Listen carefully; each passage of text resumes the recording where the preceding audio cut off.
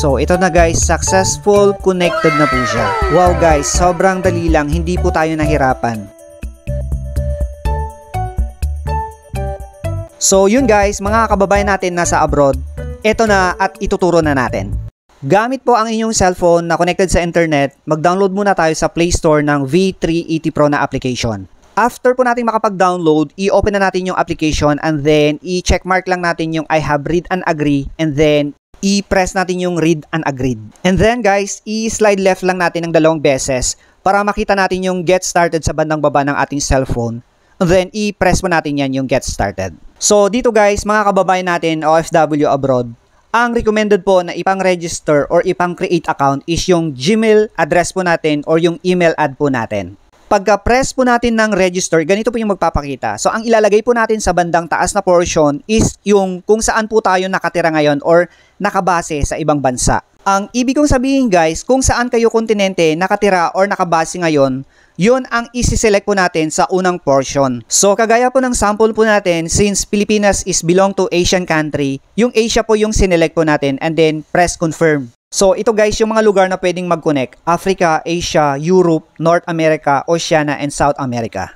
After nating ma-select yung continent sa bandang taas, ilagay na po yung inyong email ad sa bandang babang portion and then i-press po natin yung next para masendan kayo ng 6 verification code sa inyong email address. Pagkatapos ma-receive yung 6 verification code guys, i-enter lang po sa 6 boxes na yan and then press next. After ma-verify yung 6-digit code, magpapaset na siya ng password. So set password lang sa bandang taas and then re-enter lang sa bandang baba yung na-create mong password. May recommendation sa bandang baba guys kung anong combination para maging strong yung password natin. After that guys, press confirm. So dito guys, antayin lang natin ma-verify yung na-set nating password ng application. And then pagkatapos nun, ma-verify, i-press lang natin yung I know and then get started. After that, i-press lang po natin yung orange text na yun, yung permission for adding device para ma-i-set natin sa on or ma-i-allow po natin yung location and Bluetooth. So dito guys, make it sure lang po na na-i-set natin sa on or na-i-allow po natin yung permissions and enabled settings ng Bluetooth and locations po. Kapag na-set na sa on and na-allow na lahat, i-press yung confirm and then i-press yung add device. And then while using this app. So ready na siya mag-scan guys.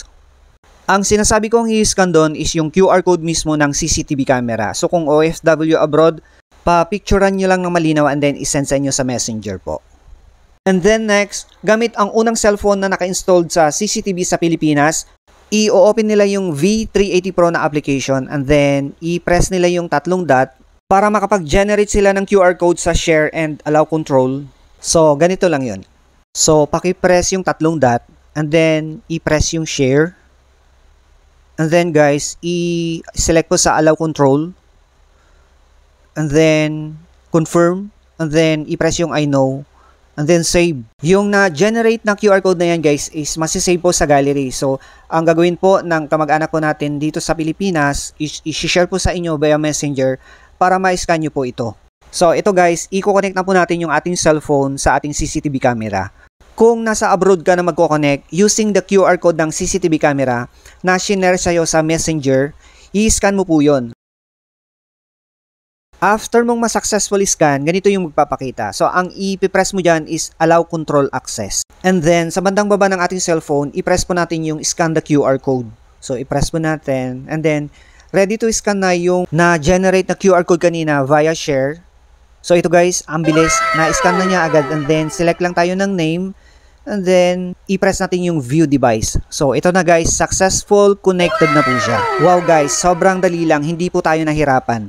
So, ulitin ko guys, itong tutorial vlog natin ngayon is para sa mga OFW abroad na gustong mag-connect ng kanilang cellphone sa CCTV camera dito sa Pilipinas. So, the same process din naman guys kung gusto mong mag-add ng cellphone dito sa Pilipinas. Actually guys, hindi lang 2, 3, kundi 4 ang pwedeng i-connect na devices or cellphone dito po sa V380 Pro na CCTV camera.